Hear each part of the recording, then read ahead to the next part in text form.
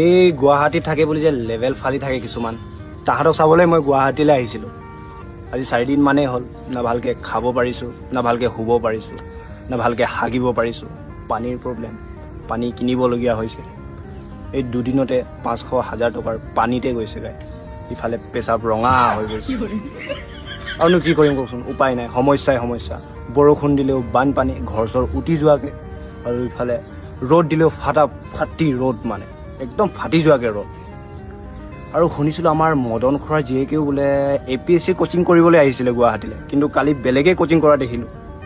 পাৰ্কত কোচিং কৰি আছে, কিহৰ কোচিং কৰি আছে নে APSC নে UPSC নে নাজানো। আৰু বেছি নকওঁ আৰু গাইজ, গৰম মানে বহুত বেছি গৰম পৰিছে এইকেইদিন। বাকী গুৱাহাটী ঠিক আছে, গুৱাহাটী ইজ বেষ্ট। আৰু আমি গঞা, বাকী নকওঁ।